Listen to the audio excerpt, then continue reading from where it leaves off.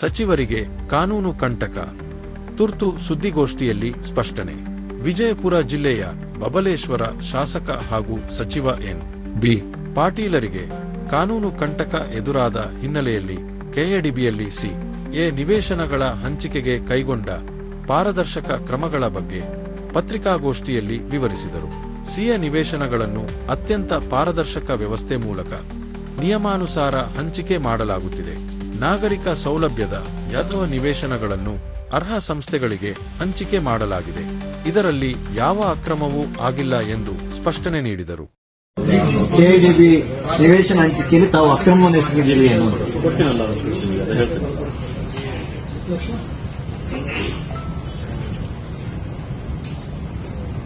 ಕೆಎಡಿಬಿ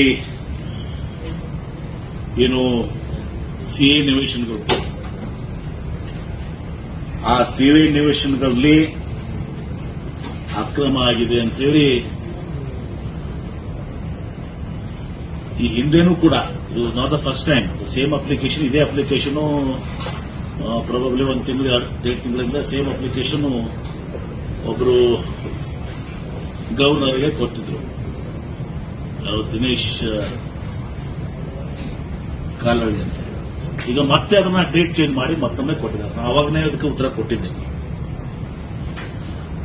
ಒಂದನೇದು, ಸಿಎ ನಿವೇಶನಗಳು ಹಂಚಿಕೆಯಲ್ಲಿ ನಾವು ನಿಯಮಾನುಸಾರ ಇವತ್ತೊಂದು ದಿವಸ ಪಾರದರ್ಶಕ, ನಾವು ಎಲ್ಲಿಂದ ಕೂಡ ವೈಲೇಟ್ ಮಾಡಿಲ್ಲ.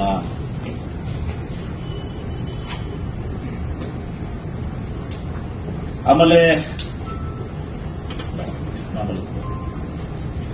ಸಿಎ ನಿವೇಶನಗಳನ್ನು ಹರಾಜು ಹಾಕಬೇಕು ಅಂತೇಳಿ ಅವ್ರು ಹೇಳಿದ್ದಾರೆ. ನಮ್ಮಲ್ಲಿ ವಾಣಿಜ್ಯ ಇಲಾಖೆಯಲ್ಲಿ, ಇಂಡಸ್ಟ್ರೀಸ್ ಇಲಾಖೆಯಲ್ಲಿ ದಿವಸ ಸಿಎ ನಿವೇಶನಗಳನ್ನ ಹರಾಜು ಹಾಕುವಂತ ಪದ್ಧತಿ ಇಲ್ಲ. ಕಮರ್ಷಿಯಲ್ ಸೈಟ್ಸ್ ಮಾತ್ರ ನಾವು ಹರಾಜು ಹಾಕುವಂತದ್ದು. ಆಮೇಲೆ ಸಿಎ ನಿವೇಶನಗಳ ಹಂಚಿಕೆಗಾಗಿ ನಾವು ಪತ್ರಿಕೆಗಳಲ್ಲಿ ವ್ಯಾಪಕ ಪ್ರಚಾರವನ್ನು ಕೊಡೋ ಜೊತೆಗೆ, ಇನ್ ಅಡಿಷನ್ ಟು ದಿಸ್, ಮೊದಲು ಇರಲಿಲ್ಲ, ಈಗ ಅದನ್ನ ಆನ್ಲೈನ್ ಕೂಡ ಇಲಾಖಾ ವೆಬ್ಸೈಟ್ಸ್ ಕೂಡ ಅದನ್ನ ನಾವು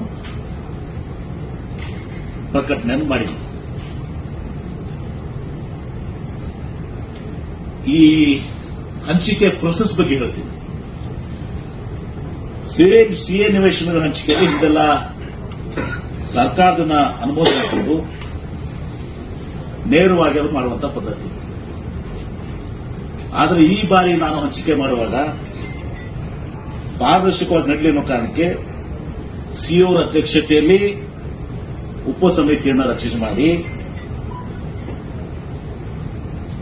ತದನಂತರ ನನ್ನ ಅಧ್ಯಕ್ಷತೆಯಲ್ಲಿ ರಾಜ್ಯ ಮಟ್ಟದ ಏಕಗವಾಕ್ಷಿ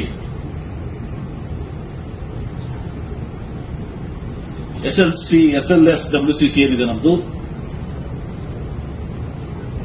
state level single window clearance committee,